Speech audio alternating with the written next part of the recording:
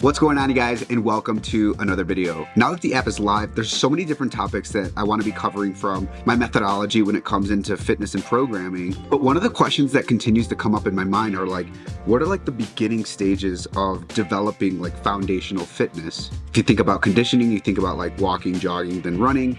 And then when you think about like strength, you think of like push-ups, pull-ups, and like bodyweight squats. And it reminded me of like my childhood, like when you would just go out to play, whether it be tag, running, or riding a bike.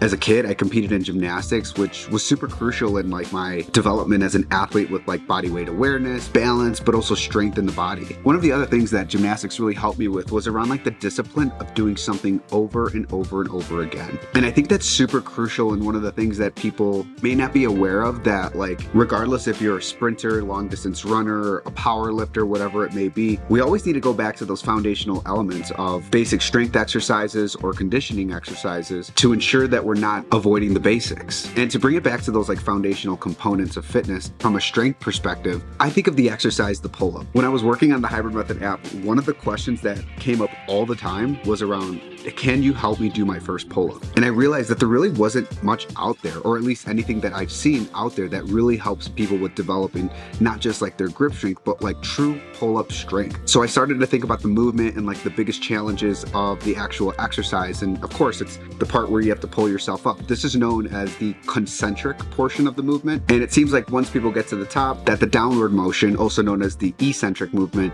is pretty easy because we have gravity working with us. But I thought to myself, okay, how can we bypass that super challenging part of like the upward motion and build the strength in your grip strength using that downward motion that we can already do, that eccentric portion of the movement? And you may have seen some of those machines at gyms where you can put your knees on there and use the assistant bars, but not a lot of gyms have those, is what I noticed. And so one of the tools that I always like to recommend is using a resistance band. Being able to have a band tied around the top of the bar, you pull a loop through and then you step into that rubber band, and that helps take some weight off of your body weight to then help you with the pull-up. I also like the resistance bands a little bit more than the machines because it also works those like little stability muscles that you may not be touching if you're on a machine. But by all means, if you have access to a machine, go for it. We're not saying it's bad. I'm just saying from a preference standpoint, I would rather go with a resistance band just to ensure that I'm hitting those stabilizer muscles. Okay, so now that like we're bypassing that super hard part of the pulling up, we want to be spending more time on that eccentric movement. What do I mean by that? So instead of just doing like a basic pull up and down,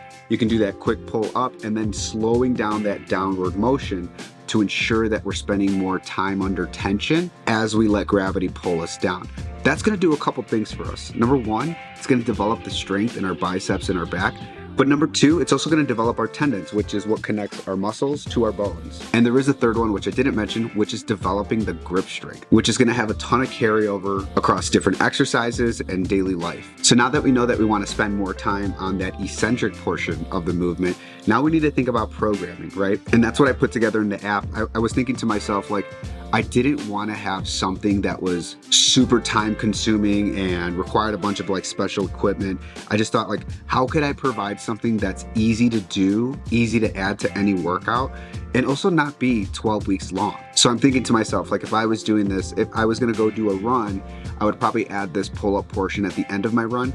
But if I was incorporating this into a strength day, I would do this at the beginning of my strength training session. I want to give you some examples of like some of the workouts in this program, because it isn't just do as many as you can. It's really about diversifying the types of assisted pull-ups that you do and playing around with the volume, so sets and reps throughout the 8-week program. So in the beginning stages of this program, like in week 1, you can expect a workout that would just say 1 set of 2 reps, focus only on that downward motion as slow as you can. And that's it, right? Less than 5 minutes, less than a couple minutes just to add to your workout. And then obviously as we go throughout the program, it's going to be adding some more volume. So another example of a workout that you'll see in the program is I want you to do 3 sets of 1 rep as slow as you can going up and down. So we're also focusing on still building that concentric, but we have that resistance band to help us with the upward motion. I have it structured out where you're only doing 2 sessions a week across 8 weeks. And by the end of that 8-week program, you'll be able to do your first pull-up. So when I think about like different tips and like things to think about when incorporating this program into your current schedule, as I mentioned before, like if you're doing a run, you could do this at the end or before, it doesn't really matter.